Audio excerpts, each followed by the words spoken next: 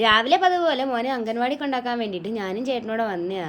ഇന്ന് എനിക്ക് 10th പ്രിലിംസിന്റെ second phase എക്സാമാ പോരയിടത്ത് വെച്ചിട്ട്. രാവിലെ 10:15 ആകുമ്പോഴത്തേക്കിനും വെട്ടിക്കവലയിൽ ആയൂര് ബസ് ഉണ്ട്. കറക്റ്റ് സമയത്തിന് വന്നതുകൊണ്ട് ആയൂര് വണ്ടി കിട്ടിയിട്ടുണ്ടായിരുന്നു. വീണ്ടും നമുക്ക് പ്രിയദർശിനിയിൽ പോകാനുള്ള ഭാഗ്യം കിട്ടി. ആ വണ്ടി ആയൂര് എത്തിയപ്പോഴത്തേക്കിനും ഏകദേശം 10:45 ആയിട്ടുണ്ടായിരുന്നു. അവിടുത്തെ നേരെ ചടയമംഗലം നേരെ പോരയിടത്തോട് പോകാൻ വേണ്ടിയിട്ട് പ്രൈവറ്റ് ബസ്സുകൾ മാത്രമേ ഉണ്ടായിരുന്നുള്ളൂ. ഒരുപാട് നേരം നിന്നതിന് ശേഷമായിരുന്നു ഈ ഒരു പ്രൈവറ്റ് വണ്ടി ഇട്ടിട്ടുണ്ടായിരുന്നത്. അതുപോലെ തന്നെ ആ വണ്ടിയിൽ ഇനി ഒരു സൂചിക്ക് പോലും സ്ഥലം ഉണ്ടായിരുന്നില്ല, അത്രയ്ക്ക് തിരക്കായിരുന്നു. നമ്മളടുത്ത് സ്കൂളിൽ എത്തിയപ്പോൾ തന്നെ കഴിഞ്ഞ ഫേസ് എക്സാം കഴിഞ്ഞ് ഇറങ്ങുന്ന ആൾക്കാരായിരുന്നു കേട്ടോ കൂടുതലും.